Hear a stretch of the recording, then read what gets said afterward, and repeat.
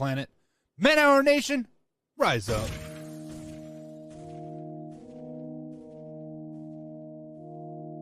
You don't want to be every time, no.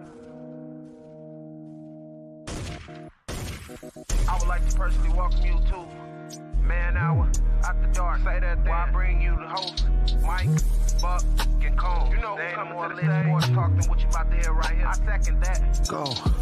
You know that it's us when we talking about sports. Giving you facts on the field to the core. Tune in, we need the support. 1 hour too short, still listen some more. On all your stations, not dropping no music. Stripes like Adidas, but Nike just do it. Down 4 in the 4th, we go for the win. Michael 2 seconds, we taking it in. Buck, Mike, and Cone. You know what's going on. Man, now we're After Dark, no LA. We the big spark. No 4th and inches won't cut short. Got the best talking, it's all sports. Buzzing more than buzzer beaters. We coming live all through your speakers. Go.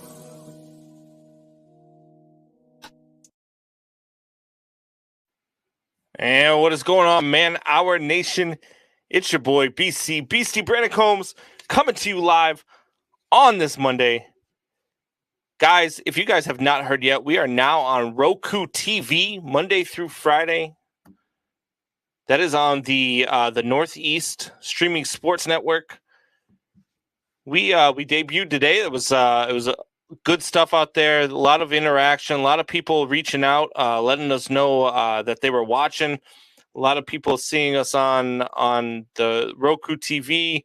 They're telling me that they were putting up reviews and all sorts of stuff. So trying to get that channel going. So if you have not seen it, head to Roku TV. Head over to the Northeast Streaming Sports Network. And we, just give them some love. Give them a little bit of some likes, some shares, and a couple of reviews would be great. Helps us out, helps us know that we're doing well, and helps us more than you know. It's, it costs a lot of money for us to do what we're doing, but it doesn't cost you guys anything to hit the like, hit the subscribe, hit the share, and do a couple of reviews. So please feel free to help us out doing all you can. Speaking of helping us out, I'm by myself tonight, but the real Kev, our normal Monday night guest, has stepped up, and he's here to help me out for the first hour. So let me go ahead and bring him on. Kev, man, what's going on, boss? How's it going, man? Another day. Hope you had a happy New Year. Had Merry Christmas, all that good stuff. I couldn't be on last week because it's just been a craziness with these holidays, but everything's everything. I'm happy. I'm excited to get back with you guys. Congrats again on you guys being on the Roku TV, and let's get it going. Yeah, man, absolutely. Which means you're going to be on Roku TV tomorrow. So feel free to plug in your spot at any point. That way people know where to find you as well. Yeah, 100%. The Bottom Line podcast, part of Belly Up Sports Network. At some point, we'll be switching over to Capital Broadcast Company podcast network. But Apple Podcasts, Spotify, all that good stuff, iHeartRadio, et cetera, et cetera. It is important to understand that you can find it pretty much anywhere. There's a lot of important news, things we do hear about, things we don't hear about. We dive into it over there at the Bottom Line. Currently on pause until we figure out this network stuff. So in the meantime, go catch up on the old episodes so you kind of understand what the feel is about. And then from there, when we get back rolling, you'll be caught up and we can roll. Yeah, absolutely, man. And I enjoy listening to your stuff. We enjoy the segments that we have with you every Monday. So it was really awesome of you to step up and help me out tonight, because sometimes doing a solo show, man, it's, as you know, that's pretty tough. You're sitting there talking to yourself. So it's crazy. Like you'd be surprised if I went into like some of the details behind the things I have to do to make sure that it doesn't sound like I'm talking to a wall. When you don't have a producer or somebody else on another mic to respond, it gets a little difficult. So you have to figure out a different way to present what you want to say. And, but once you get it, you got it. And it just helps everybody expand. Yeah. And speaking of talking to yourself, I kind of want to get into Antonio Brown here a little bit. Look, we all saw, if you haven't seen yet, I don't know, why you're watching a sports talk show, because you clearly don't watch sports. If you have not seen what Antonio Brown did on the field yesterday, but for those of you who have not seen it yet, Antonio Brown There, all we saw at the time was him taking off of his uniform, taking off his pads, and throwing stuff into the crowd, and then doing jumping jacks in the end zone and walking off on his team. Later on, come to find out that, one story says that, he was told to go in the game. He refused to go in the game. And so they told him, to go ahead and leave. And then another story comes out that says, Antonio Brown didn't feel like his ankle was up to par and didn't feel like he was healthy enough to play. And so then they said, if you're not healthy enough to play, then you need to leave. And that's when he left. Now, I don't know about you, Kev, but I'm all about logic, right? Like I usually don't just hear one side of the story and then just make up my mind off of one side of the story. I don't just, I like to get facts from both sides of the fence, and then I make up my mind as to what does logic tell you? You know what I mean? Like who do you think is right and who do you think is wrong? And I just, for one, if he didn't feel like he was healthy enough to play, his ankle seemed pretty healthy as he was doing jumping jacks and, skipping off the field and waving to the fans. I'm not so sure that the narrative, that the third story that I've heard, where they were starting to freeze him out because he was close to about $1 million in bonuses. And when you start to think about it, and this is the first time the Tampa Bay organization has been accused of this, by the way. It's about the third or fourth time they've been accused of freezing players out when they get close to their numbers on making their bonuses. So let me ask you, Kev. I mean, you follow sports, you follow Antonio Brown. What is your opinion as to what happened? Who do you think is right and who do you think is wrong in this situation? So I'm with you on the logic point. You want all angles of the story. You want all the information you can get. Okay, we're yet to hear, outside of the brief post-game comments, we're yet to hear from Bruce Arians about what these reports say and how true or untrue they are. We're yet to hear from Antonio Brown about what these reports say. He hasn't been cut yet as of this second, Monday night, 8:08 Eastern. He hasn't been cut yet. So there's obviously, it ain't just as simple as, how it sounds in high school where a coach is like, you know what, go to the locker room. Like, I'm done with you today kind of thing. The initial reports at first were, they're trying to keep him from hitting his milestones. Well, if they're trying to keep him from hitting his milestones, that's all the more reason to keep him on the bench, not ask him to come in the game. Right. Oh, well, Antonio Brown refused to come in, so we're done. Oh, well, Antonio Brown's ankle's not healthy. He didn't feel he was, healthy enough to play, so he said he's done. And it's all weird because, he played last week with a 100-plus yard receiving game last week. And with all these weapons, all these weapons missing, I find it hard to believe that Tampa Bay would look and be like, oh, over $1 million.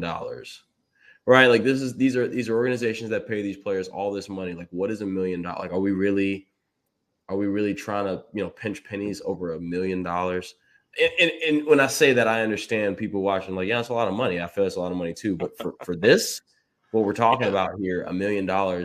Like, what does an organization do? Like, what does that extra $1 million do that they don't give to Antonio Brown? What does that do for them? Right? Does it get them a couple of new hot tubs in their recovery room or something? Like, what are we really talking about here? We're talking about $1 million, guys. So, I'm not necessarily no theory about what is going on to me holds enough traction in any direction to make me feel like that's the actual way that things go about. Right. And so, of course, like the first thing people were like, oh, he's crazy. And then those same people were like, oh, I'd have done the same thing. And it's kind of like, all right, like, how about, instead of us reacting to the first story every time it comes out, how about we like let it all come out first? So I don't know. If I had to guess, I think, we understand like Antonio Brown has a tendency to self-sabotage. Okay. Are we going to blame the Raiders for the fact that, all he had to do was shut his mouth for 24 more hours and he had a full season salary guaranteed and he couldn't do that? Are we going to blame the Raiders for, his issues with the domestic violence stuff? Are we going to blame we can go down the list. Are we going to blame the Raiders, for that? No, but let me ask you a question. Can we blame Vontaze Burfict for it? It's possible we could. Like, look, man, CTE is a real thing. CTE is one of those things that you don't really realize until, like, a lot of players when they die, and then they were kind of dealing with those effects in the background, like nobody knew. This is the first time where we're seeing this in person, like live, like while someone's still playing. Right. And of course, that's all of our first reactions. But at the same time, we have to be careful because we can't just be out here saying, "Hey, man, he's got CTE." Like, ain't none of us doctors. Wesley is mentally impaired. Like we can't just be out here saying that. So we can speculate. And I understand the jokes are funny, but at the same time, this is also a guy who, his entire life has been one of the most, if not the most talented player anywhere he's played football. So he has been told his entire life that what you're doing doesn't really have much consequence because you're good at football. Right. And you can tell that he had that mindset leaving Pittsburgh. You can tell he had that mindset in Oakland, and you can tell he has that mindset now. So let me ask you this then. In the end zone, doing jumping jacks and saying peace because, hey, no matter how stupid I'm acting, I'm still Antonio Brown. That is his thing. And that's where that's kind of where we have to be careful because he does have this tendency to self-sabotage. So we're just speculating on the CTE front, right? How much responsibility does the NFL have to step in here to say, you know what, we think something might be up. Let's get you tested, see where your CTE stands. And if there is something seriously wrong, we need to help you out with this. I know it's not the NFL's way. They've never done that. They really don't care about their players, and we say it all the time. But I feel like the NFL at this point has to step in and be like, look, there is a reason for some of your behavior. And if it's CTE, then that's on us. And if it's not CTE, let us help you get the help that you need, whether it's with a therapist, whether it's with whatever, else there is. But at least then we know, there's a cause for this man's actions, because you're right. I mean, look, some of the jokes are funny. Like I've seen some of them out there, and I look at some of these memes that the internet is brutal when it comes to this stuff. Sometimes it's funny, sometimes you see stuff like I saw one earlier in the day that said, if this job was a person, and it had Antonio Brown in the end zone doing the jumping jacks, right? Like some of that stuff is kind of funny, but CTE is not funny, man. CTE has taken the life of guys that lived great lives. So CTE has taken. I mean, you watch a guy like Junior Seau, like CTE took that man's life. And I don't want to see that happen to Antonio Brown. Antonio Brown was a great talent. Antonio Brown is a human being. Antonio Brown is a person. So I think the NFL has an obligation to figure out what's going on with this man. And even if it's not CTE, get him the help that he needs and help him get the help that he needs to get there. We see it in other sports. We've seen it in basketball. The most recent one with Mark Cuban trying to get a former player right and getting him off the side and helping him out. The NFL just doesn't seem to do that but to me, they have an obligation to do so. So here's the thing. Here's the problem. Like, if what you're asking is possible, I feel like it would be a feasible ask. But the thing about CTE is that you can't diagnose CTE while someone's alive. Reason is because the thing that tells you whether they had CTE or not is something inside the skull, right? So the only way is when they die and their skull is empty, you can see, oh, there's divots here or whatever it is exactly. It can be suspected, but and so that's where the assumptions can kind of come in. Well, but see, I didn't know that. Yeah, I didn't know that. That's why, like, when you find out someone had CTE, it's always after they're dead, because that's when you actually you have access to their skull. So that's where that comes in, and so it kind of sucks because it's like, oh man, what can you do? And there's not a lot you can do. Obviously, people will point to the Vontaze Burfict hit where he just pretty much tried to take his head off as the hit. And again, it's possible. But again, like Antonio Brown, Ryan Clark told the Pittsburgh Steelers organization, don't pay him. The Pittsburgh Steelers had to choose between Antonio Brown and Mike Wallace. They chose Mike Wallace was like, oh, I want, like, they both threw up for an extension. They could only choose one, blah, blah, blah. They chose Antonio Brown.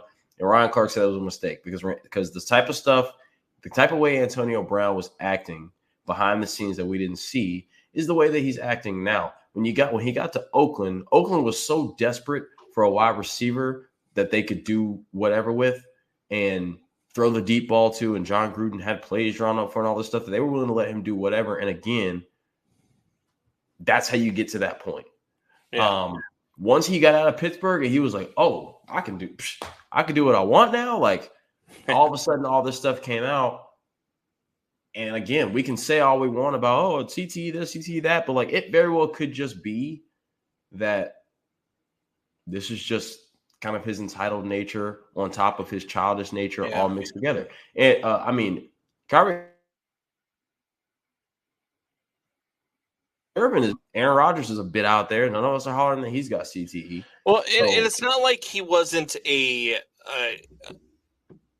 not like he was a model citizen before the Burfict hit either, right? I mean, his rookie year. He got in that fight with Troy Polamalu on the field during practice or something like that. He's not always been the perfect person, and so some of it maybe just thinks that, hey, maybe this is just who this guy is. Maybe this is just his mentality. But either way, man, it's sad to see what this talent has become. We talked about it last night. Is he the most wasted talent in NFL history? And I pointed to a guy like Josh Gordon, who I feel is more of a wasted talent than Antonio Brown was. I mean, at least Antonio Brown went out and won a Super Bowl and did some things. But it's sad to see either way. But before we get to our first break here, I want to get into some of these comments, man. The comments are lighting up. One Pride 40, he says he definitely thinks it was that shot from Burfict that did this. He asked how close, in another comment, how close he was to his bonuses. So yeah, I mean, you had 6 catches, I believe, away from 33K, something like 50 yards away from 33K, and 1 touchdown away from 33K. Yeah, it was 300. Oh yeah, 333K. Yeah, so each one added up to about $1 million. Coming into the game, 8 catches away from that incentive, 55 yards away from that incentive, and a touchdown away from it. And again, like, this is the same guy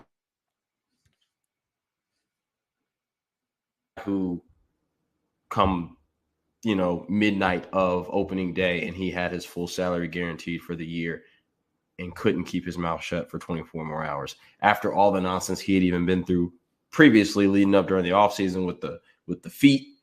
And remember, this is also the guy who threw a hissy fit because he couldn't wear a certain helmet, right? Like, all this stuff.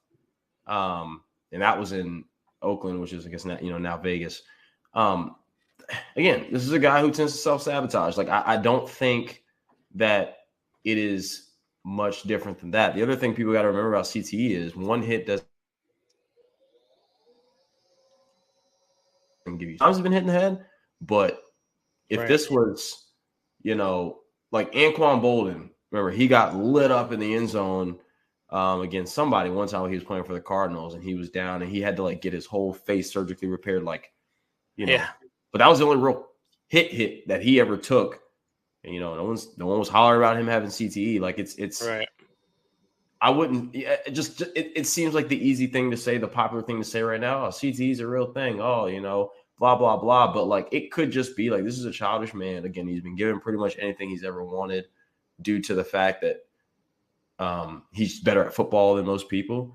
And Bruce Arians, we know Bruce Arians, he ain't having that nonsense. He's not doing that. And on top of that, after all of this, do we really think that the Buccaneers brought in Tom Brady to play with people's money and play with game results? Like, we lost Chris Godwin for the year. Leonard Fournette is out. Like, we're struggling. We're reeling here, trying to just limp to the playoffs to make another run. We brought in Tom Brady, and we're gonna do stuff like bring in, because Mike Evans is dealing with a hamstring. We're gonna his one pretty much most reliable weapon right now. We're gonna pull him out because we don't want him to get his catches. Right. And we got Tom Brady over here. Like, if Tom Brady says, "Dude, put him in the game," they're gonna put him in the game. Right. And I see you guys in there. I see Alpha Rob's in the chat. I see Drew's in the chat. Buck's been in the chat. Michelle's been in the chat. Appreciate you guys for chiming in. Alpha Rob says CTE is an excuse. How about maybe he's just out there? He's just like those Hollywood people that does crazy things. That's a good point, Rob. Like I said, or Alpha Rob that's a good point. We all know weird people, right? And when I say weird, I don't mean weird. I just mean weird like anybody we see that seems to think is different. They're having a different opinion is one thing.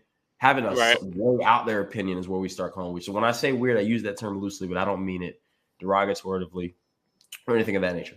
So we all know people who it's like, oh, he's a bit out there. He's a bit extra. He's a bit different. Yeah. And, it's easy. And like I said earlier, it's easy to point to CTE just because it's the easiest thing to say right now. But in reality, it could just be, some of these celebrities, they don't take showers, right? Like we saw all that stuff. It could be one of those. Yeah. So we're up against the break here. We're going to get to our first break. And when we come back, we're going to get into some stuff that Kev wants to talk about. It's his weekly segment here with the real Kev. So staying with us. We will be back in 2 minutes.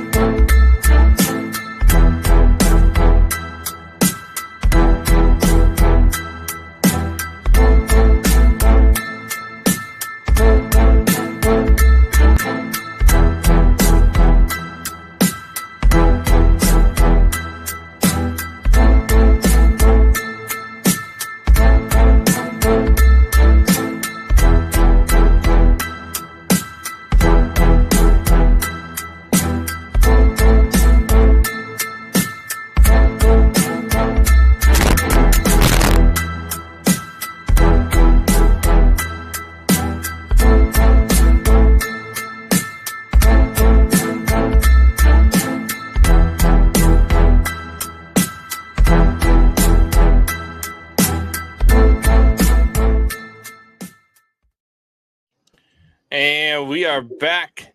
It's your boy BC Beastie Brandon Combs, along with the real Kev. All right, Kev, you've got some stuff on your mind. We've already talked about some Antonio Brown. Give me something you want to talk about here. I've been saving this topic strictly for you guys. I've been sitting on this topic for months, saving it for when you're finally on Roku TV and all that good stuff, so we could talk about it, because everybody was all excited when this stuff came out. Everybody was like, oh, finally, they're getting what they deserve, this, that, and the third. This is just fantastic. And I'm here to tell everybody that, in my opinion, it's a bit of a scam. And that is name, image, and likeness for college football players. And just like the being able to be paid on your name, image, and likeness. So let's break it down. Obviously, the rule's been passed now, so you can get sponsorships and get paid, and some guys are really getting paid based on their name, image, and likeness. Obviously, you go play quarterback for Alabama, you go play quarterback for USC out in LA, you go play quarterback for those big schools. You'll probably make more money than a guy playing quarterback for South Carolina State, but nevertheless, everyone has a chance to make money, go get local sponsorships, et cetera, et cetera. And that all sounds great. And I'm not by no means saying that the fact that NIL is a thing is wrong. But what I'm saying is, we let the NCAA, whether it's and I don't even know who exactly the NCAA is. I don't know if it's a committee, if it's a organization or what, but we let the NCAA throw us a smokescreen and let us get excited when in reality they didn't solve what our initial gripe was. Remember, the whole reason why we thought players were getting paid was because the NCAA is making all this money off of these players.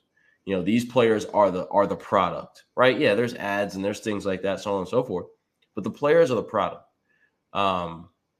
There's power. Someone once said there's power in the labor, I believe.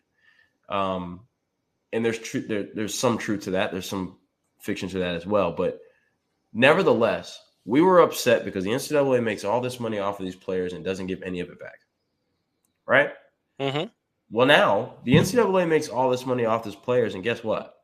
They still don't give any of it back. They say, "Oh, you can go get paid from somebody else, right? That local sponsor over there at the local barbecue place can give you as much as they want, but we're still not going to pay you." Let me ask you this: anybody in the chat, anybody,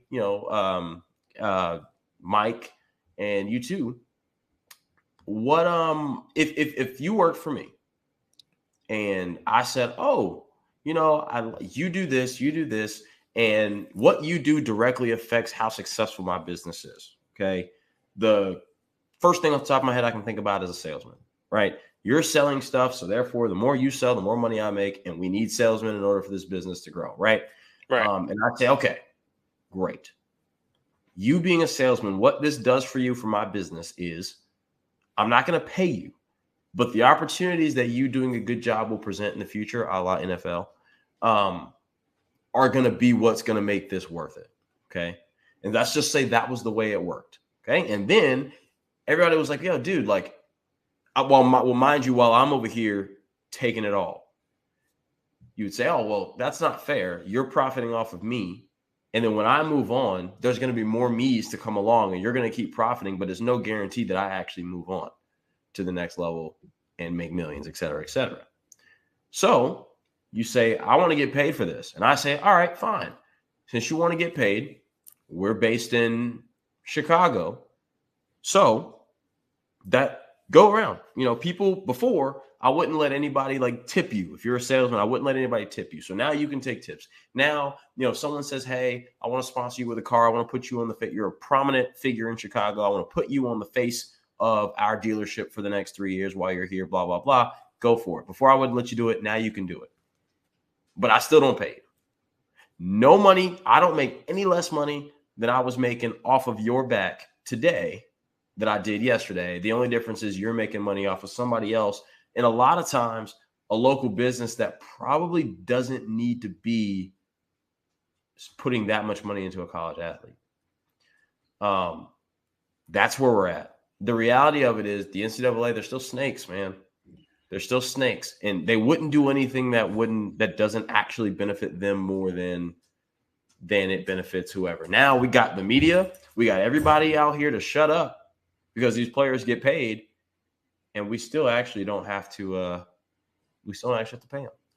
Yeah, but isn't that kind of the way the world works, though? I mean, if let's take my job for example, right? So I am a field supervisor for a construction company, right? And so we have 3 different levels of our operation. We've got the sales level, then we've got the office level, and then we've got the operations level, right? And it starts with the sales. Then, when they're going through everything and they're getting everything ready, that goes to the office to get all the permits and all that stuff. And then it comes to operations where we go out and we actually build the room. Now, the owner of the company isn't actually paying any of these people. The customer is essentially paying these people because that money that they get paid comes out of that contract that they just signed. Like that money that person that customer just put into the company goes towards paying the employees. And when you look at it from any major sports market or any major sports that we have out there, MLB, NFL, NHL, the way that their players get paid are through the NHL, through the owners, and through the endorsement deals. And the way the owners and everything gets paid is through the jersey sales, through the food and beverages that you buy at the stadium, through ticket sales, that type of stuff. So essentially the fans and the consumers are what pay the athletes. And the owners make way more than what the athletes do. It's kind of how it works. And the owners of any business always make more than what the athletes do, or what the workers do. Now, I get what you're saying to a point, because look, the NCAA is making out like a bandit, but it's no different than like right now in Major League Baseball, we've got the lockout. And I'm looking at this, and I've said this all along. The owners make way too much money. When you got a team like the Pittsburgh Pirates, who grossed $1 billion in revenue last year, and they have revenue sharing, yet they only have a $40 million payroll. $1 billion, and they only 40 million of that is going back into the payroll. It's gross. I keep saying in baseball they need to have a floor before they have a cap. They need to, have a minimum that you have to spend on your talent and put a product out on the field. But we're talking about college football here, and it's kind of the same thing. I mean, look, the NCAA isn't going to relinquish any of its money. I mean, rich people don't get rich by saying, "Hey, look here, let me give you some of my money." They get rich because they keep it all. That's just what they do. And so I think, for us to think that the NCAA was actually going to pay the players, I think would have been a little foolish. I think my entire fight was the fact that they would penalize these kids for taking even a lunch from a coach, or they would penalize the kids for, that are coming from nothing. Like I can't remember who it was. Was it Le'Veon Bell maybe? Or no, it was the kid from Reggie Bush, who took a car and a house for his mom, and they tell you, "Oh, we're going to strip you of the Heisman Trophy." What?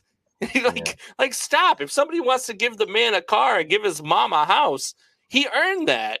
His play earned that. So I don't. I think it's a little bit out there, for us to have wanted the NCAA to pay these players. But I think it's kind of like any sort of, I guess, strike, right? Like baseball right now, they have a strike. The players aren't going to get everything that they want, and the owners aren't going to get anything that they want. They've got to make concessions and meet in the middle. And I think that's kind of where the NCAA and college players were at, was they met in the middle. NCAA was like, you know what? You're right. We shouldn't penalize you for taking all this stuff. Here, go make as much money as you want. Just don't take ours. So, all right. So I will say this. No, that's not. Yes, how you described is the way the world works. But at the end of the day, a consumer is paying a company whose company, you said the NHL or whatever, what they're paying their players is a part of the overall revenue. They need the ticket sales, they need the disc sales, the concession sales, all of that to pay these players, because there would be no concession sales without these players, right? There would be no reason to come to a game if there was no players. So they pay them. What I'm saying is, what the NCAA is basically saying is, hey, guess what? The fans, they got to pay concessions and they got to pay tickets and they got to pay season, all that stuff. But also, the fans decide to pay you, not me. That's what I'm saying. So it's almost like, hey, Charlie's Chicago, I don't know what Phillips Philly cheesesteaks in Philadelphia has to already, people pay to get into games and see people play. They also then, if they want you to get paid, they got to pay you themselves. And that's where it's kind of different. The other thing with the professionals and the endorsements, of course, they sign contracts, and it's a little bit different with like the way their stuff works. If we're going to say, hey, we can at least be proud of the NCAA for the fact that they don't punish kids for trying to make a dollar. Right. We can say we can be proud of them for that, but that's not what the joy was. Yeah. The joy was not, oh, well, heck yeah, hoorah, they're not punishing these kids anymore. That wasn't the joy. The joy was, all these kids can finally get paid. Right. And the last thing is, when you have a strike and a lockout, and you're talking about professional athletes, you're talking about Major League Baseball, NBA had a lockout, NFL, like they ought to go through CBAs and all that stuff. It's bound to happen from time to time. They make concessions because, like, owners and stuff, we're dealing with grown men, right? There's the problem with the NCAA is there is no representation for students. Who actually represents the students? Do they represent themselves? Is there a legal like there is no NCAA PA? So therefore, the reality of it is the NCAA doesn't make any concessions they don't have to make, like that they wouldn't want to make, because they're not fighting anybody. They have 100% autonomy, and all the rules are made by them. So in reality, there's no like, oh, well, we'll give you guys a little and give you, because the reality is we need to get this media noise that's been sparking for 8, 9, 10 years. We need to get this off our back. Let's just go ahead and say, oh, they can get paid. But in reality, in no way do I think, hey, we want to do this for you, so we won't punish you anymore. I truly believe this is a look, we're not trying to pay you because we don't really think that we think that what we do is more important than what you do. And so therefore, we're not going to pay you. Right. They can pay you. The people who pay to come to the games, the people who pay to eat the Phillips Phillies can also then pay Phillips Phillies so that they have enough money to then sponsor you. Right. On the back end. And then Drew wants to know, does the NCAA charge the business that wants to use the NIL with a player? That I don't know. I don't think so. I think that what that player does is his own, it's like it's a private, like I don't think they're allowed to touch that in any way, shape, or form. Now remember the first draft of the NIL was all the money's going in a pool, and then it's getting split evenly amongst all college athletes, meaning that the quarterback from Alabama and the quarterbacks from Alabama, USC, UCLA, LSU, Georgia, the top 10 quarterbacks that are going to bring in 35% of this NIL revenue it's all going to be split amongst, and we're not talking about just football players. We're talking about football players, basketball players, baseball players, soccer players, field hockey players. You know what I'm saying? Like, we're talking everything. That was the initial draft. And it was kind of like, all right. Then the next thing was, hey, players can't use it while they're in college. It has to go into a fund that they can't use till after they leave college, which is like they've tried everything they could not to let these guys ride around campus in a Benz. Right. For what? For what? And, one of the things that I've known since, meeting Buck, a little over a year and a half ago now, is he played for K-State. He was a linebacker for Kansas State. And I didn't know that the colleges actually do give the college athletes a stipend after every game. It's not like a crazy amount, but some colleges do. They'll give a stipend of like $1,500 or $2,000 a month to a college athlete. It probably depends on your status, with the team and whether or not you're a starter and all that other good stuff. But I didn't even know all that, ahead of this argument that I had brought up a while back before they even started paying the players. Now, I just don't know. The NCAA as an entity has to me always been an unnecessary entity in college football. Why they don't need the NCAA? What is the NCAA there for? They don't the colleges could run this stuff without them. And I don't know how the NCAA has been able to convince people that they are a good, source of what they need in their sports. Because, look, to me, the only thing the NCAA has done with college football is hold it back.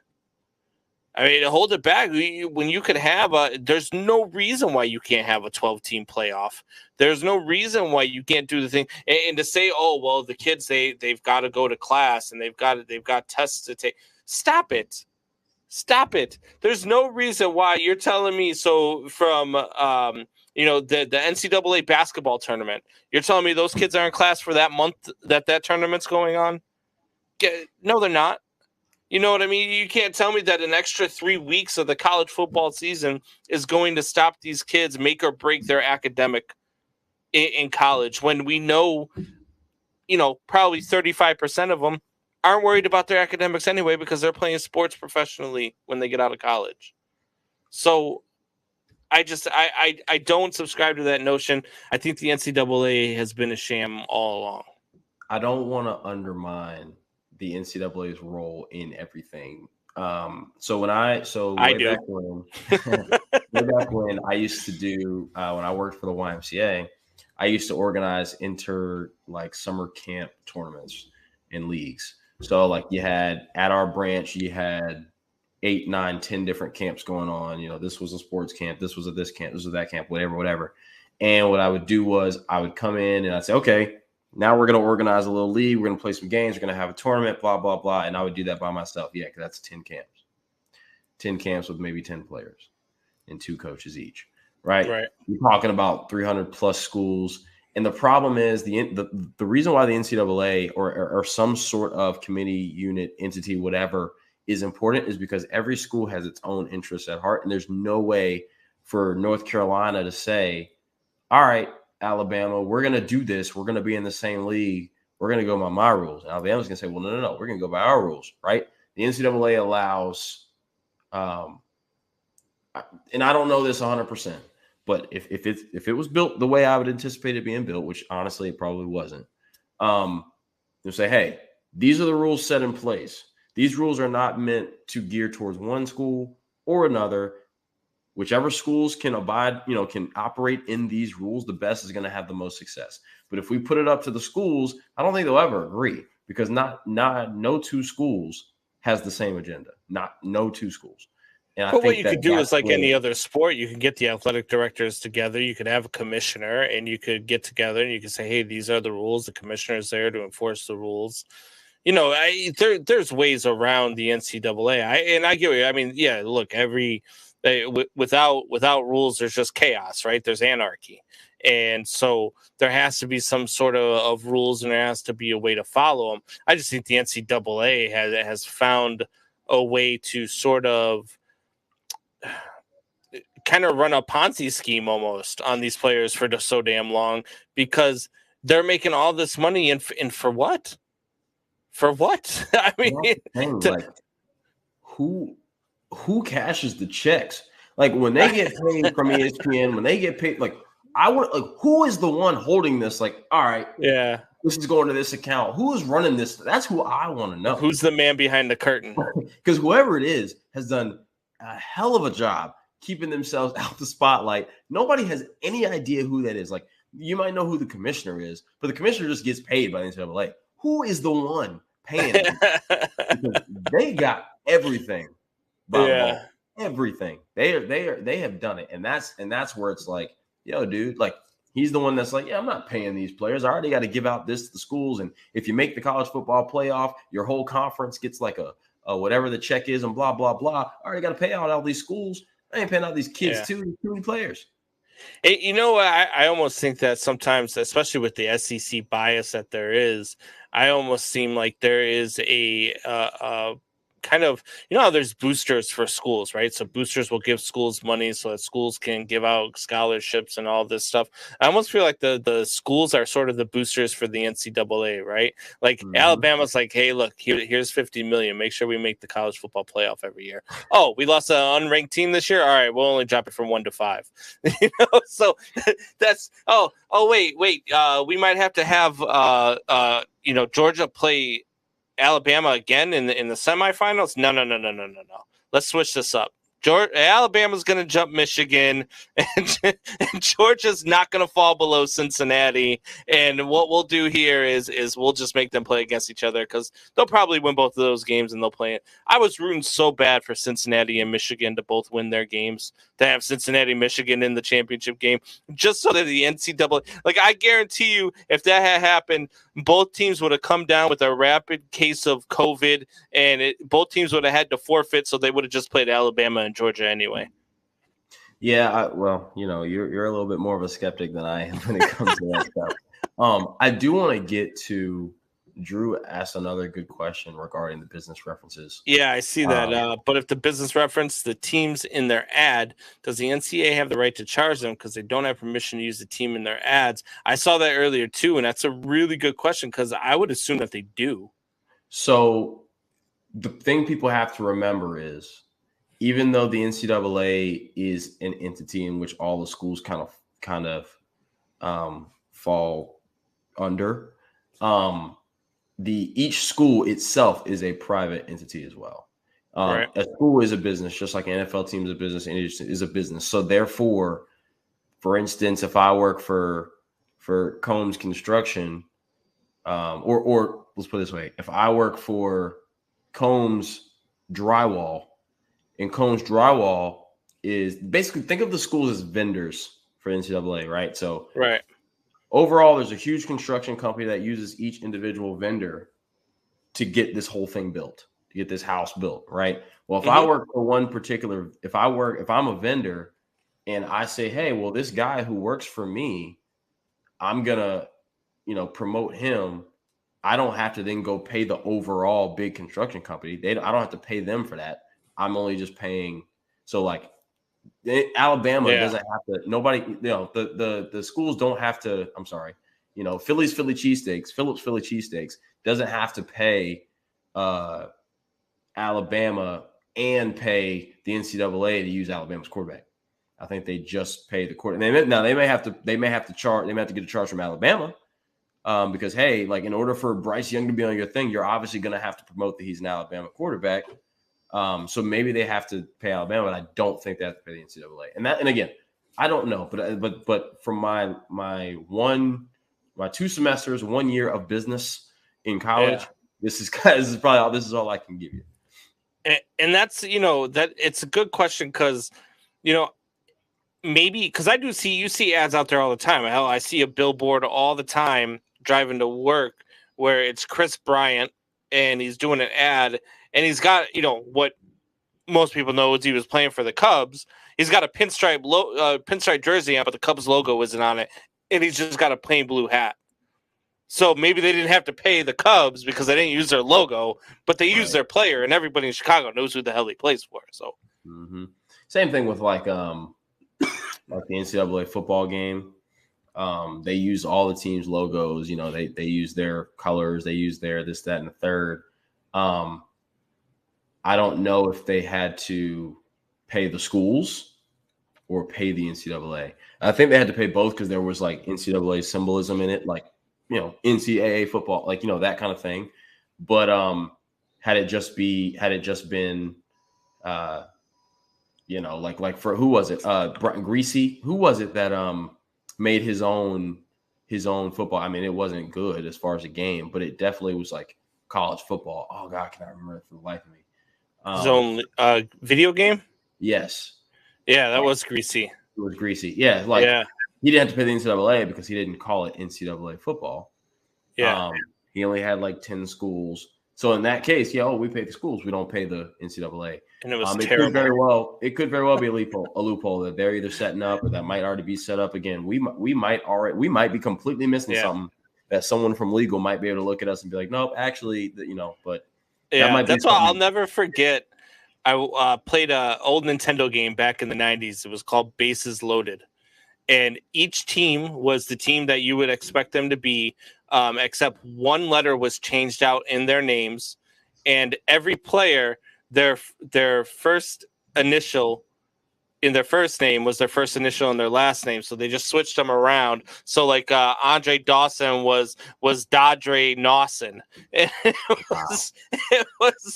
was like, you're like, what did they just did this so they could get around paying people for Yeah. It was, that's just to show you they'll do, and that's not just the NCAA, people do whatever they can to save $1. Businesses will do whatever they can to save $1, and they will do what they can not to pay people for their likeness. And this is a prime example. This is what they did. They said, well, we ain't gonna pay them, but to get y'all to shut up, they can pay them.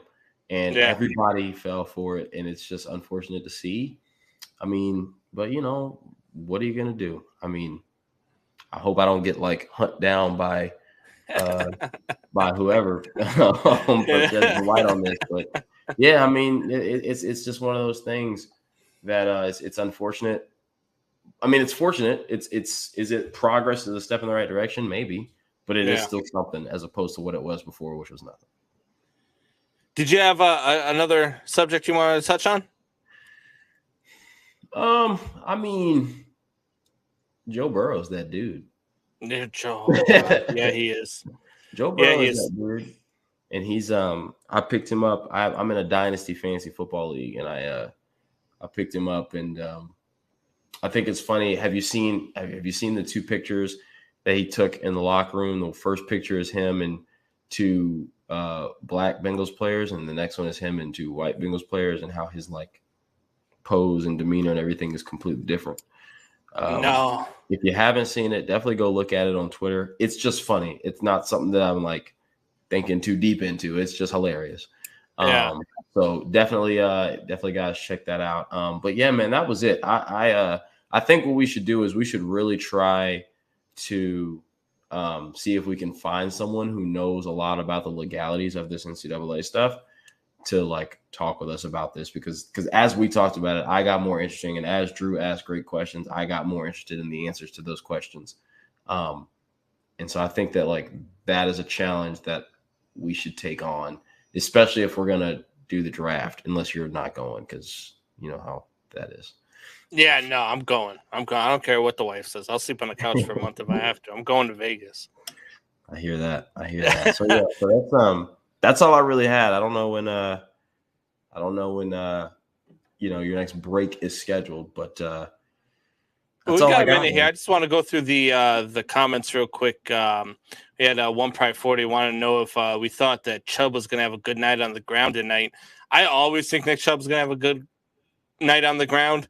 And especially against the Steelers defense that struggles against the run. So I think you'll be all right with your fantasy matchup. I assume I hope you're in the finals. I really hope you don't have a championship on the final week. I always hate those, man. I'd leave that fantasy league quick. My finals happened last week. So, but yeah, no, I think you'll be good with Chubb. He's always solid. Here's a quick little update. Nick Chubb, 3 carries, 34 yards. He busted out a 32-yarder. Baker Mayfield, 1 for 7, 20 yards. So, yeah, it's going to be a Chubb night. Yeah. And if you need him to get 20 points, if he can get a touchdown on the board, I think he'll get it. Yeah, I'm watching it in the background here. They're punt after punt. They're through the first quarter, 0-0. But, I got a lot of things going on here, Kev. We got I'm going to do some Bears talk here in a little bit. I'm going to talk some baseball tonight. But thanks for joining me. Thanks for hanging out and shooting the shit with me, so to speak. And let everybody know again where they can find you. The Bottom Line Podcast. If you want to follow me, we can talk about all this stuff. I'm out there on the tweets, on the Bluebirds, at the real Kev_0, Instagram at the real _Kev0. The Bottom Line Podcast. We don't do as much action on the Twitter account of it, but it's at the bottom _ pod, POD. And then, of course, like I said, you find the podcast wherever you get your podcast, guys. Apple Podcasts, Spotify, iHeartRadio, Odyssey, just all of it. It's everywhere. You can't miss it. Belly Up Sports Network for now. Capital Broadcast Network, probably a little bit later on. And, we're talking real stuff. We're talking stuff like this. Getting guests on to explain stuff like what we talked about today, even CTE stuff, name, image, and likeness stuff. This is the kind of stuff that we talk about. So if you enjoyed this, definitely go give it a listen.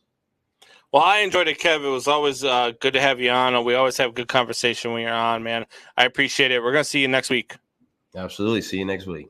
All right, man. Have a good one. All right, guys. So we are going to get to another break. And when we come back, I want to talk a little bit about my Chicago Bears. Are they going to fire Nagy and Pace? They better fire Nagy and Pace. Stay with me. We'll be back 2 minutes.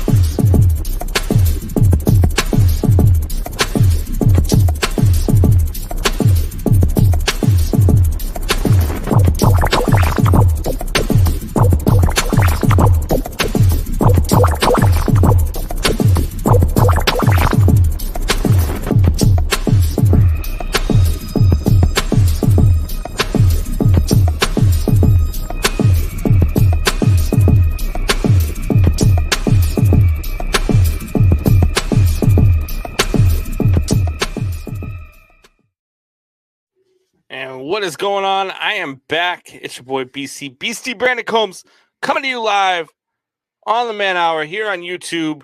For all those that are watching this on Tuesday morning on the Northeast Streaming Sports Network on Roku TV, you guys can also find us live every Sunday through Thursday, 8 a.m. or 8 p.m. to 10 p.m. Eastern Standard Time. We are live. You guys could interact. That's how you get your names up here on the screen, like you'll see. As One Pride 40 says, all his players got hurt, especially at wide receiver in his fantasy football league. Well, One Pride, I too am in a dynasty league. My running backs are CMC, King Henry. Yeah, so I had a rough season there in my dynasty league. I also have DeAndre Hopkins as a wide receiver. Hurt all year.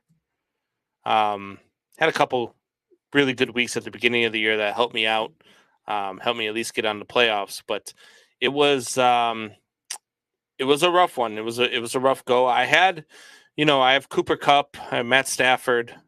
So there, I got away with a little bit. I had Tom Brady, Gronkowski.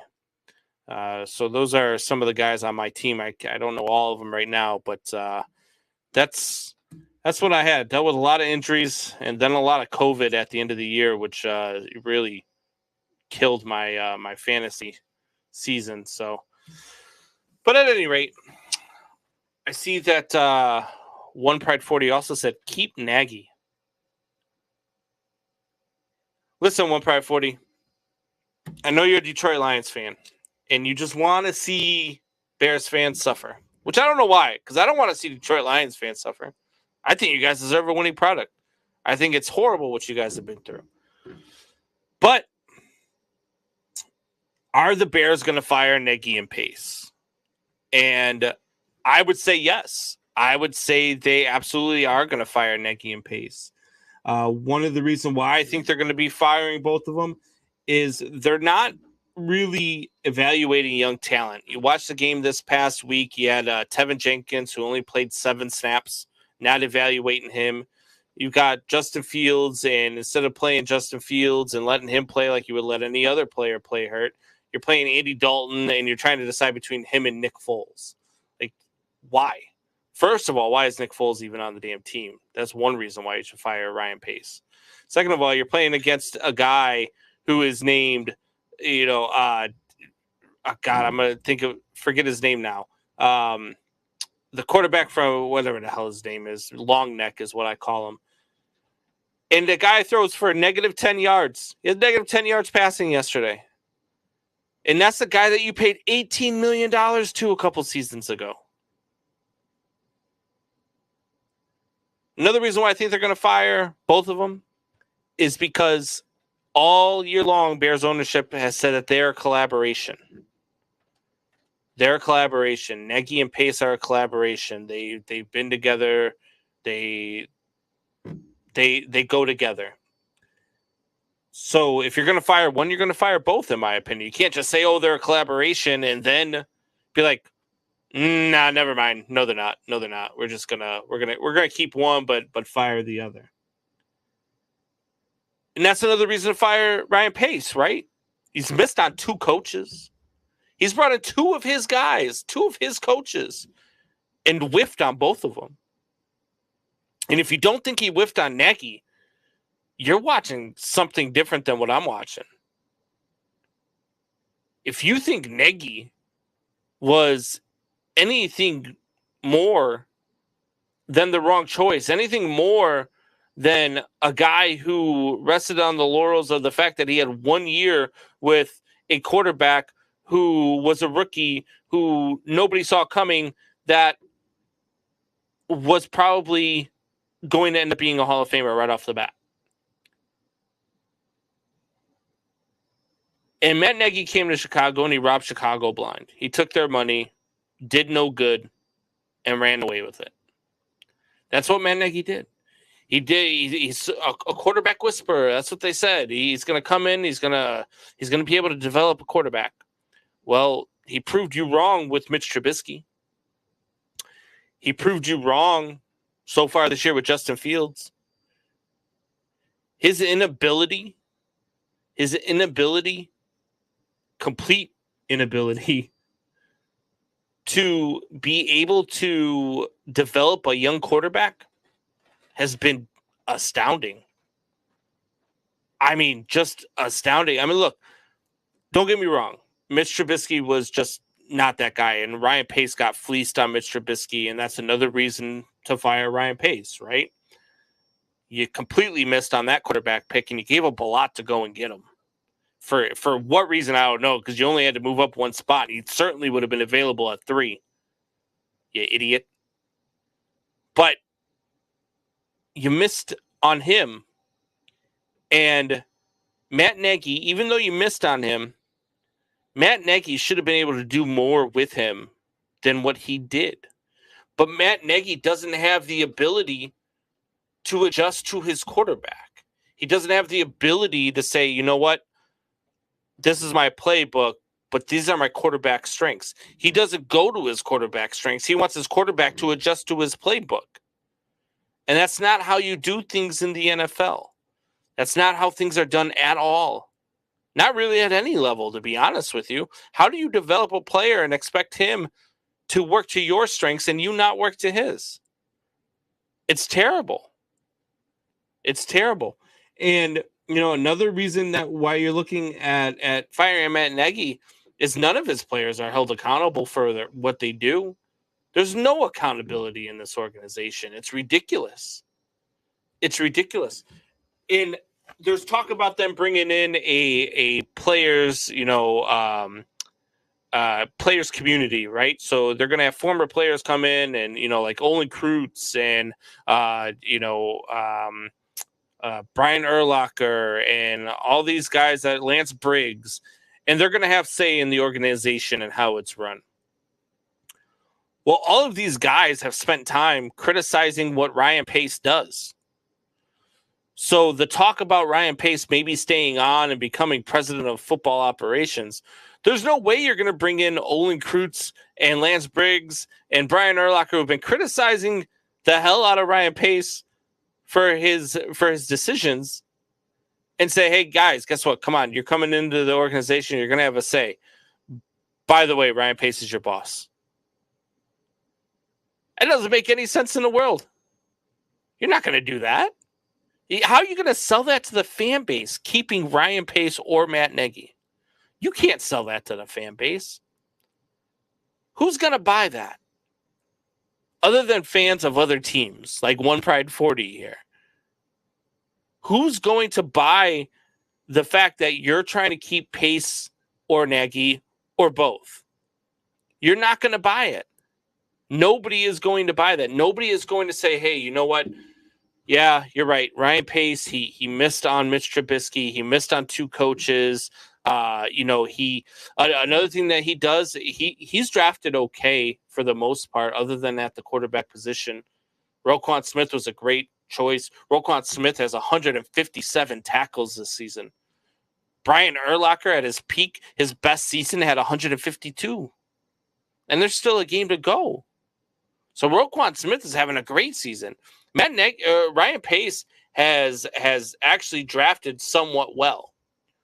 But to whiff on the coaches, to whiff on the quarterback position, to not hold any accountability and do the things needed done to make this a winning organization, that's unforgivable. And it's unforgivable to the fan base. And there's no way you can sell that to the fan base of saying, hey, yes, you know what? Ryan Pace is no longer going to be the GM, but he's going to be the president of football operations. For what? So he can go hire his buddy to be the GM and Ryan Pace can still call the shots and still do what he wants. Nobody's going to buy it. So if you're the Bears and you're going to say, hey, we're going to keep Ryan Pace, the only way you can justify that is say, look, we know he's whiffed, but we think that this is the right choice. It's not going to be the most popular choice, but we think this is the right choice. And not try to sell it at all. Just say, hey, look, this is what we're doing and deal with it. Don't like it? Go root for the Lions. Like, I don't know how else to put it. That's what the Bears organization is at. And the problem with it for me, when I hear Drew say stuff like he's going to keep Ryan Pace, the McCaskies are going to keep Ryan Pace. They love Ryan Pace. The reason why I hate that idea so much is because it's plausible. That's something the Bears actually would do. And it scares the crap out because it's something that they would do. And they're just so poorly run from the top down. And it sucks because this is a charter organization of the NFL. This is supposed to be an organization that is run with class. This is supposed to be an organization that is competitive. This is supposed to be an organization that is at the top all the time. Now, I'm not talking about winning Super Bowls. I'm not talking about, because, look, not everybody's going to be able to do what the Patriots have done over the last 20 years, right? Not everything not every organization is going to be able to sustain that amount of success. It's been unbelievable what the Patriots have done over the last 20 plus years. And now what they're doing again this year. They're going to make the playoffs again this year. But what the Bears have to do, they have to at least be competitive in their own division. And they haven't been that. Yes, they won 12 games a couple years ago with Matt Nagy and with Mitch Trubisky on the heels of an amazing defense. That defense carried that team to those 12 wins that year. It had nothing to do with the offense. The offense was so inept, and it showed in that playoff game against Philadelphia where they needed a last-second field goal that banged off both uprights. That was terrible. One Pride 40 says that would not make your Bears attractive to head coaches. Look, I think the Bears are the second worst head coaching opportunity out there right now. And it's because of ownership. It's because of the lack of support you get from ownership. The fact that they show that they don't make the right decisions at the right time. If I'm a head coach and I'm looking at other organizations other than the Jacksonville Jaguars, because to hell with going there, they're probably the worst place to go. But I mean, hell, if I'm looking at a place like Carolina, if I'm looking at a place like a lot of people now are talking about maybe John Harbaugh being out in Baltimore. If I'm looking at a place like, does Mike Tomlin decide to stay in Pittsburgh or does he leave? Let's see, some other, like anywhere else really other than Jacksonville, I'm going before I go to the Bears. And they need to get somebody in. They need to bring in a general manager who knows how to hire, who knows how to build an organization. Like I talk about it all the time when we watch them on Monday Night Football. But we've got to go out and get a guy who knows what the hell they're talking about. A guy who can go out and get an offensive quarterback to come in and show Justin Fields the ropes. And Alpha Rob says the Bears have to get the quarterback situation right. I don't know how it's going to take Fields time to develop. Look, Fields is an extremely smart quarterback. Fields learns on the fly faster than a lot of quarterbacks I've seen.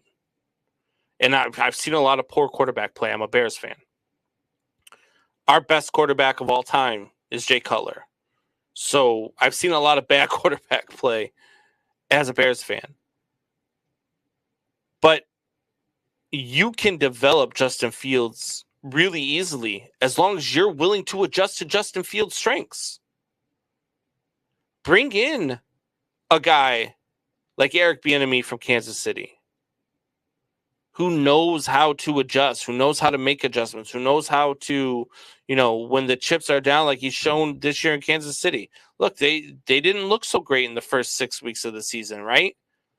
But now they look like they might be the best team in the AFC. Bring in a guy who just knows how to develop a quarterback, knows how to play to his strengths. Justin Fields is a stud.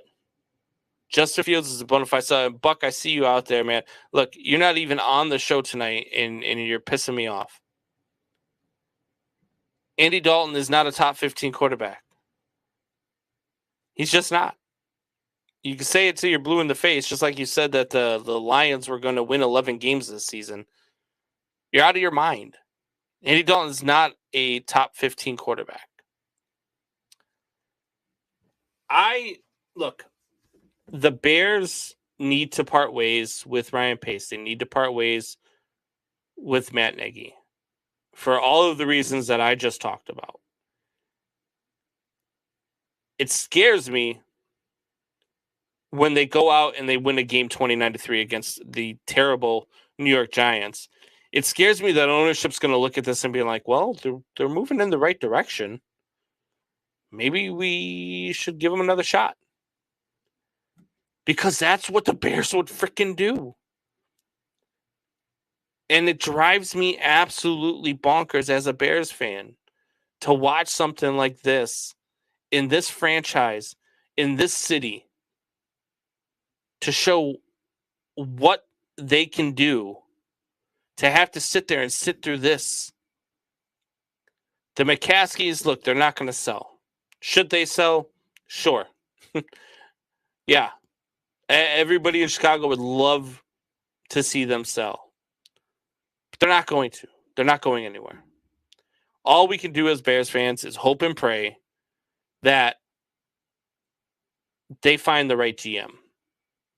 And that they give the right GM the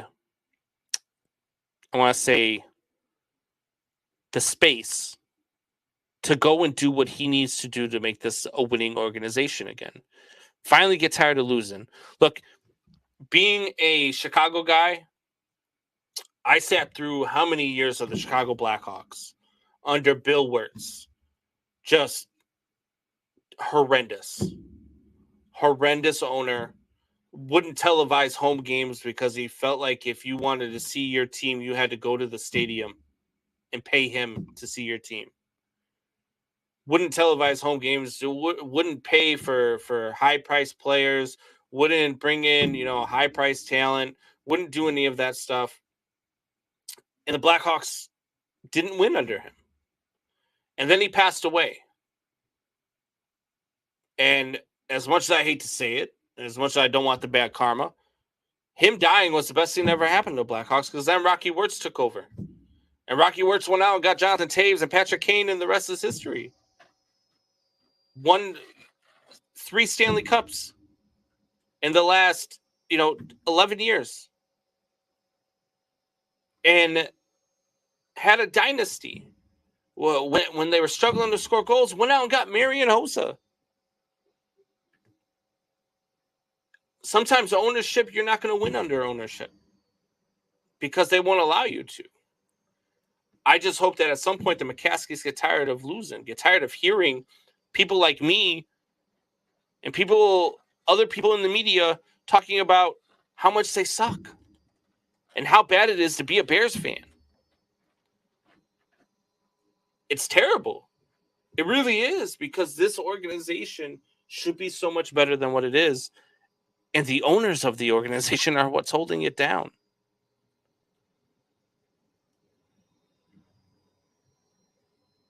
One Pride 40 says, you guys sound like Lions fans. He also says, Buck is a jinx. Buck says they will win at least 8 next year. Oh, God. Alpha Rob says, I know what you mean, Combs, about knowing and watching bad quarterbacks. As a Bills fan, you're right. You have to start with a GM that knows what they're doing. Alpha Rob, you had Jim Kelly. Yeah, Jim Kelly. He took you to 4 Super Bowls. I mean, he's a Hall of Famer. Who do the Bears have? At least you had Jim Kelly. I mean, what do the Bears get to say? Our greatest quarterback was Jay Cutler. Smoking Jay. It's terrible. It's unbelievable how bad it's been. But we're going to get to another break. And when we come back, we'll talk a little bit of baseball with you guys. Let's talk about this lockout. Kind of educate you guys as to what the lockout is about. Let you know how long it's going to last. Let you know what to expect. We're also going to do Combs' eye test. We'll get to comments too. Anything you guys want to talk about, feel free to hit me up in the chat. We'll talk about anything you guys want to talk about. We'll be back. Give me 2 minutes.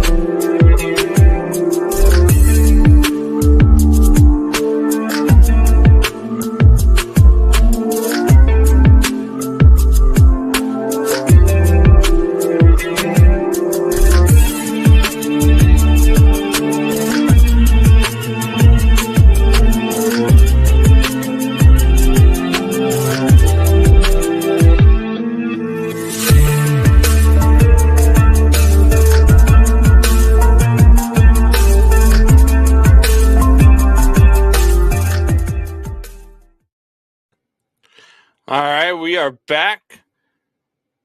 Guys, we talk a lot of football on the show. It's kind of our bread and butter. I'm a baseball guy. I love the game of baseball.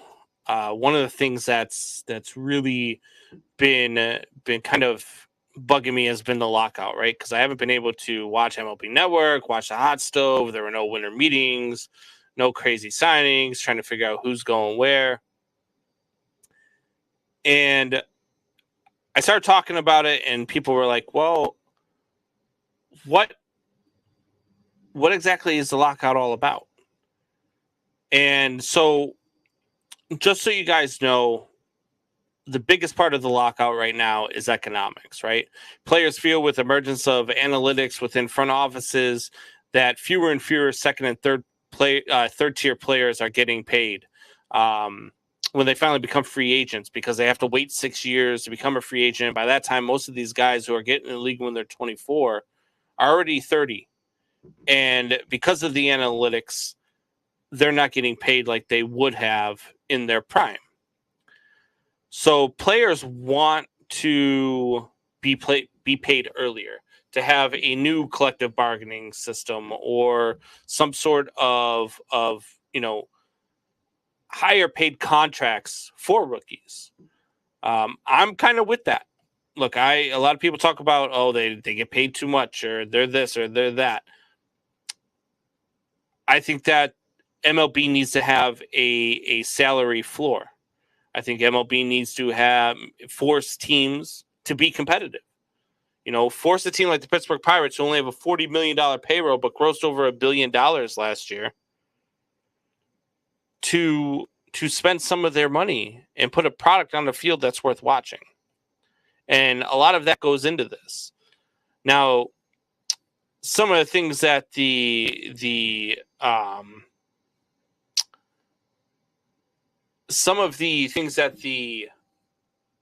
MLB is looking for is stuff like expanded postseason. They want to have 14 teams make the playoffs with creative attempt to incentivize the winning. So that would incentivize the Pittsburgh Pirates to maybe spend more money. The best team in each league would receive a bye, while other division winners would get to choose their wild card opponent. It's a pretty dramatic change for MLB. So it's one of the things that the players don't really want for some reason. I don't know why they wouldn't want it. It means more baseball. It means more money in your pocket. I don't really understand why a player wouldn't want it. So those are some of the things that we're looking at. The owners don't want to pay more money when the players are younger. They want to have more control over the players. The players, they don't, they want the incentive to get paid when you're younger, when you're in your prime. So the biggest question is, who's going to win it? And I don't think that's going to be a win-win for the players or for the owners. I think that what's going to end up happening is the players are going to end up with something to be happy about, and the owners are going to end up with something to be happy about. It could be in the form of an overhauled arbitration system, could have the designated hitter in the National League, a higher luxury tax threshold, or a quicker route to free agency. It'll be a couple of those things, but it's not going to be all of them. It's not going to be all of them. The owners are going to get a win somewhere along the line. And that's where it's at. Now, a lot of people are like, well, spring training's coming up, MLB season's coming up. When is this whole thing going to end? It's hard to tell. I mean, look, the possibility of losing games is always out there. I don't want to say that it's guaranteed that this thing's going to end before the season starts. I think a key date is probably January 31st. You're probably looking at a realistic time frame for players to still be able to get to spring training and still prepare for the regular season to start on time. If it gets much past that, we could be talking about losing games. And that's not good for the game. It's not good for baseball. So those are just some of the things for those of you who are kind of passerbys in baseball. Maybe you like the game, but you don't love the game, or you don't watch as often. That's what's going on right now with baseball and with its lockout. And hopefully at some point here, we get a little bit closer to an end. So let's get to some comments here. Alvarab says, I kind of agree with that. You have a short period of time. You have to make the most money you can. I agree. Look, you're 24 years old and you come up in the major leagues. And I use Chris Bryant as an example. Chris Bryant was 24 and they held him back from starting spring training, which he was murdering the ball in spring training. I mean, the guy was hitting, I think he was hitting like over 500 in spring training. And they held them back and they said, no, you're going down to the minors, because if they didn't bring him up, if they waited till May 15th, they get an extra year of control. So they held them back. And then he makes $645,000 that year. He's the rookie of the year. Hits 30-plus home runs. The next year, he makes $785,000. And he wins the MVP, and the Cubs win the World Series, breaking a 108-year drought. Then he goes to arbitration that year and makes a record $1.5 million in arbitration. For a guy who just won the MVP and helped you end a 108-year drought, he had to settle for $1.5 million. It's crazy to me. And now he's dealing with all sorts of injuries. I've come out and I've said, look, the guy, he's got injuries. I'm not paying him what I would pay a guy like we're looking over there, Nolan Arenado. I'm not going to pay him the same that I would that guy. So they should get that concession. They should be able to make more money early. One Pride 40 says football is greater than baseball. I disagree. Highly disagree. I know that's what you guys come here for, though. So we'll back off some of the baseball talk. We'll get back into the football talk here. As One Pride 40 says, Baker is going to screw me over in fantasy football. Yes, he is. That's what Baker Mayfield does best. Wants to know who's better, Goff or Mayfield. Ooh. I'm going to go with Baker Mayfield on this one. I think that Jared Goff is just... I think his ceiling is lower than Baker Mayfield's. I think with Baker Mayfield, you at least have a chance to win football games. And I don't get the same feeling with Jared Goff. I just don't. I think that Jared Goff is a quarterback that, look, when your Lions made that trade, One Pride, Matt Stafford for Jared Goff, I laughed because you gave up a guy who was a great quarterback. I think Matt Stafford's a great quarterback, and I think he's shown it in LA. The problem with Baker Mayfield is that I think he tries to do too much when the game's on the line. He tries to force the ball into some tight spots. He tries to do too much to help his team win. There's a lot of pressure on him there in Cleveland, right?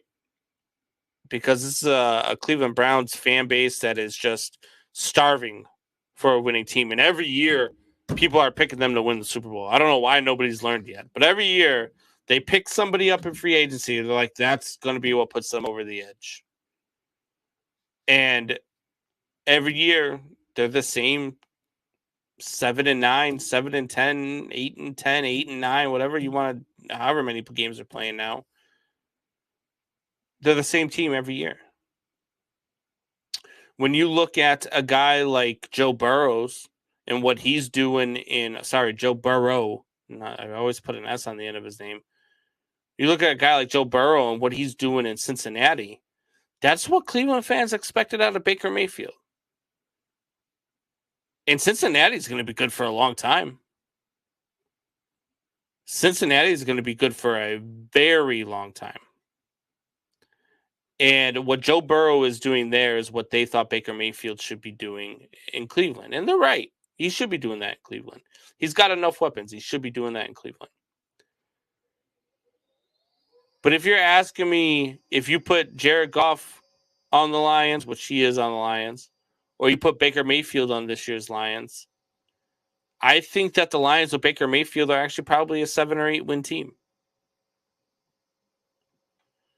So that's where I'm at with Baker Mayfield. I think he's a very good quarterback. He's just not a great quarterback. Alpha Rob says, baseball has to make certain teams spend money. I agree.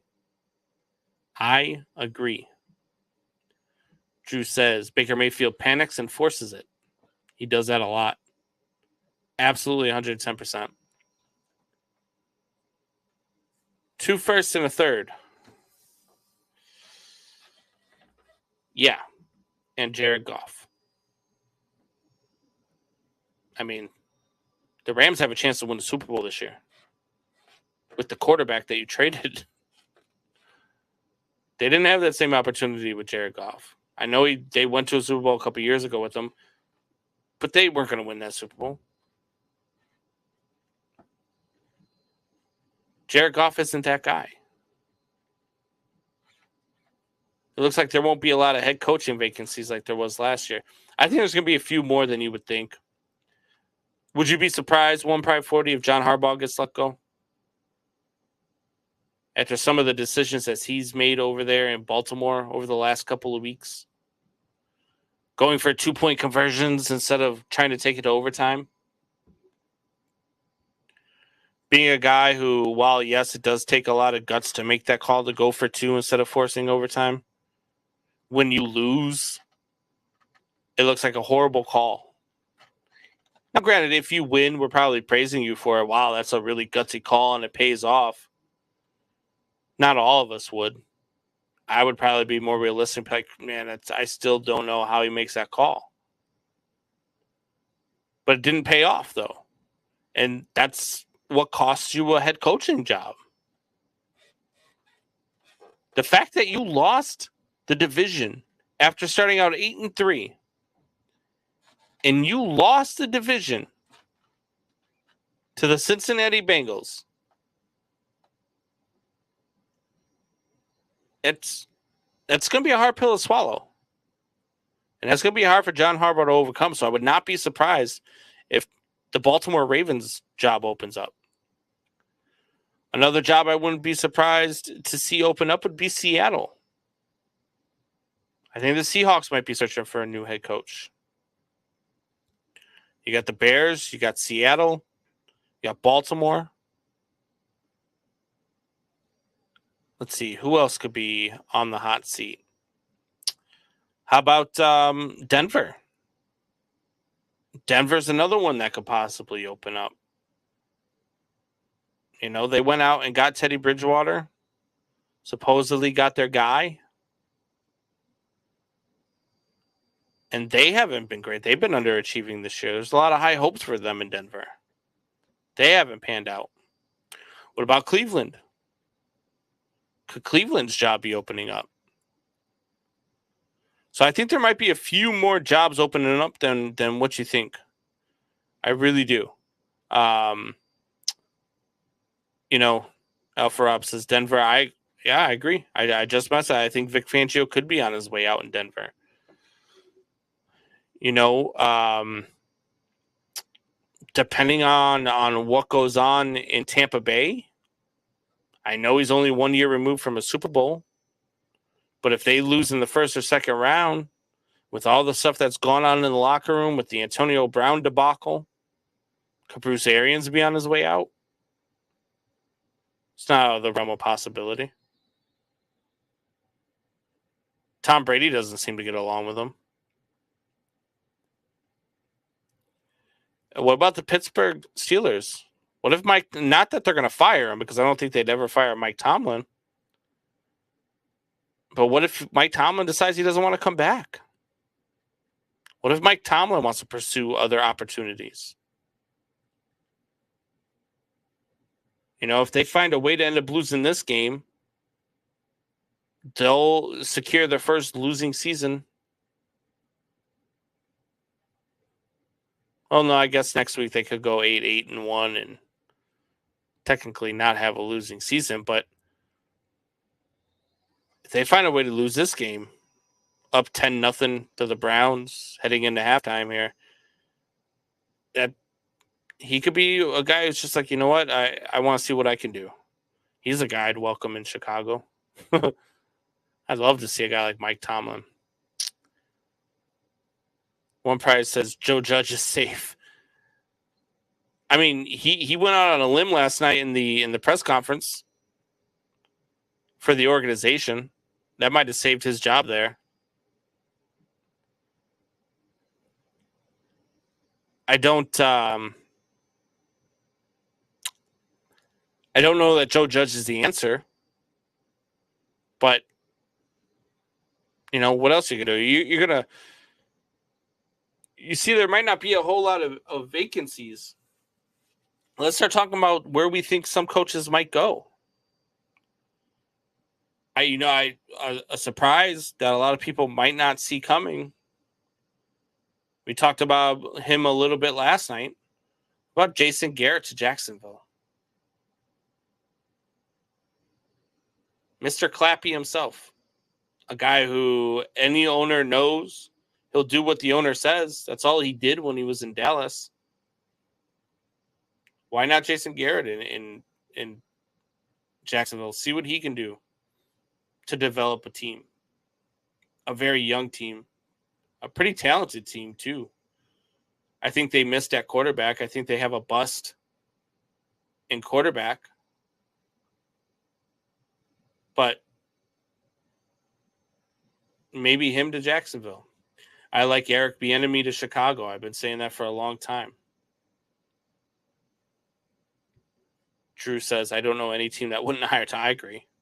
If Tomlin became available, every team in the league would halt their head coach search until he got hired. He would be able to interview with any team in the league he wanted to. There might even be some teams that interview him that still have a head coach. So I agree. I don't know. Look, the Steelers would definitely keep Mike Tomlin. They're not going to let him go. I'm saying, what if Mike Tomlin walks away? I think that's where they would lose him, is if he just decided, hey, look, I just want to go explore other opportunities. I want to see if I could do something else. You know, see if I could go revamp a Bears organization and a guy like Justin Fields. If you're Mike Tomlin, you can ask for the world as a free agent head coach. You can be like, look, I want stock in the team. I want part ownership. And I want total control over my roster. And you'll get it. Any team would be dumb not to do it. So that's probably why you wouldn't coach for the Bears, because they would be dumb and not do it.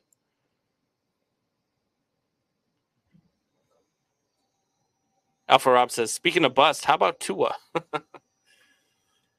I don't know that we can call Tua a bust just yet. But before he was drafted, I said it would be a horrible draft pick if the Dolphins picked him at 5.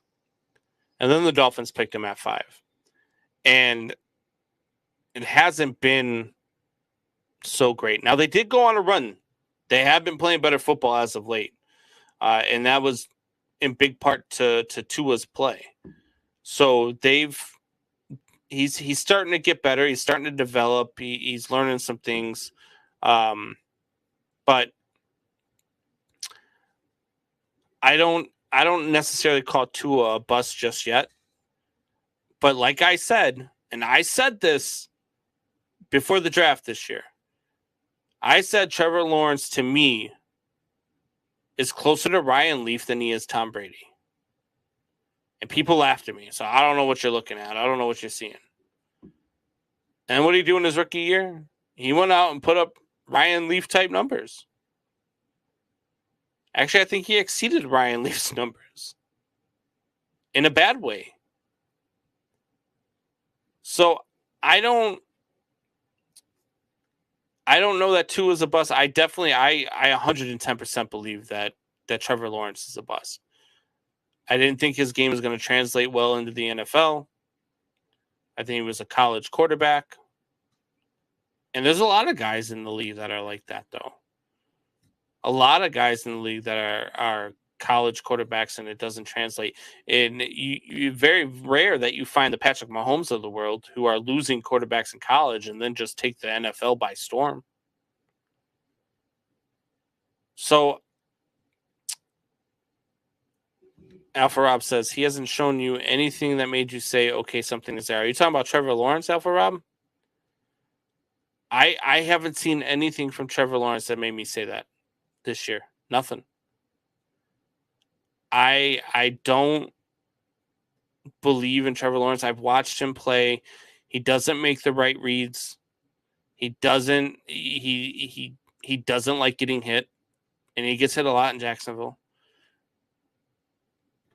I don't see anything from Trevor Lawrence that says, hey, you're going to be this successful guy. Alpha Rob says Tua. I've seen enough from Tua to say, yes, he's developing. There is something there. This little run that they've made over, the last 6-7 weeks before they got beat this past week has made me say, all right, you know what? Tua's doing something here. He's leading this team. They're making a push for a playoff spot. So there is something there in Tua. He is developing. He is going on that run. He is able to will his team to win. He does find a way to win when he needs to. So, yes, I do believe that Tua is going to be a serviceable starting quarterback in the NFL. But when you get picked at number 5 in the first round, you need to be more than a serviceable quarterback in the NFL. When you get picked at number 5, you need to be a top 10 quarterback in the league. And right now, Tua is not a top 10 quarterback in this league, and I don't know if he'll ever be that. So that's where I say that Tua is the bust. I don't think he's ever going to be what he was supposed to be prior to that hip injury. Actually, prior to that hip injury, I didn't think he was going to be what he was supposed to be. So, no, I don't see that from Tua, just like I don't see it from Trevor Lawrence. So, One Pride says top 10 picks better be all-stars. Completely agree. Drew says, I think Tua's brother is better than him. Ooh.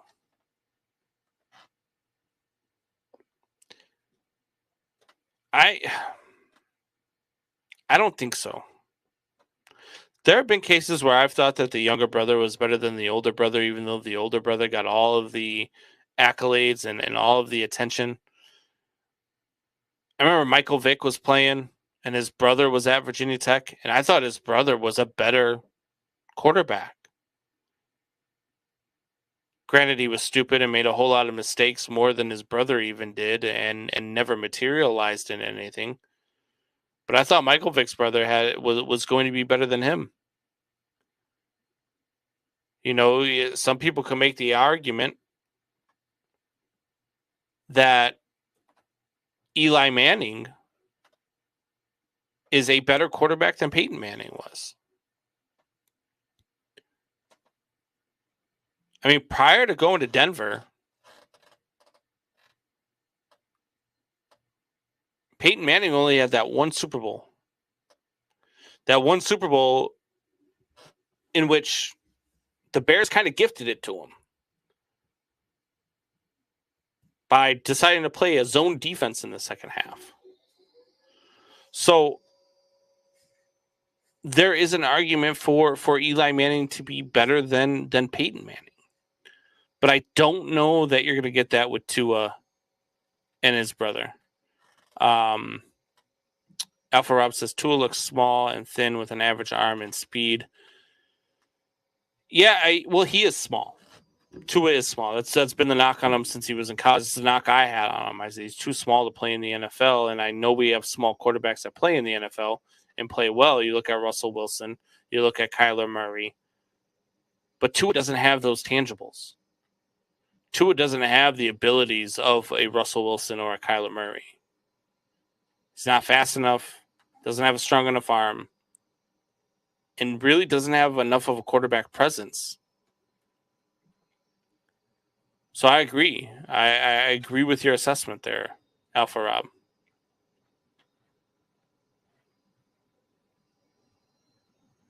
All right, guys. It's time for Combs' eye test. So let's get that out there. Combs' eye test coming up. My eye test tonight is going to be about what we're witnessing on Monday Night Football. It's about the charade that is Big Ben right now. And I like Big Ben. I've been a fan of Big Ben for a long time. Look, regardless of his shaky off-the-field issues that he's had,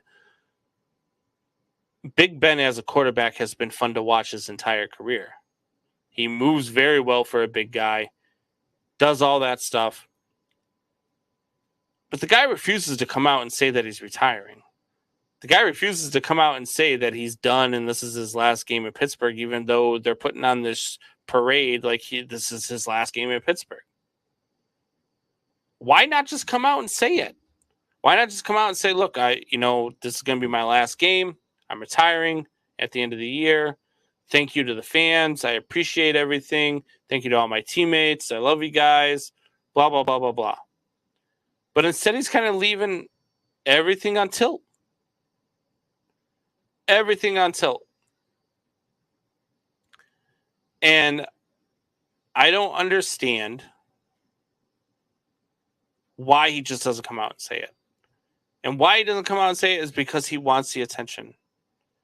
He wants the publicity. He wants everybody to come out and say, oh, are you leaving? Oh, Big Ben, don't go. Come back. Stay. I think he's going to pull Brett Favre. Everybody's going to think he's leaving. And he's going to continuously come back. He's going to keep the organization on tilt until whenever it is, April, May, right before the draft, and say, yep, never mind, I'm coming back. I think that's what we're going to have here. Big Ben is going to pull a Brett Favre. But at any rate, I digress. Drew? Possibly. But we don't know. We don't know. We weren't there. So, it is the end of the night. It's time for me to say goodbye. To all those watching on Roku TV, join us tonight live on YouTube, on Facebook. Join in on the comments so we can get you up on the screen. We can talk about everything you want. There's probably going to be a lot of solo shows over the next couple of months as Buck is transitioning into a new position at work. But we can make this work. All I need is you guys in the comments. You guys keep me talking for hours and hours and hours. So join me live. But until then, Alpha Rob, One Pride 40, Drew, Man Our Nation.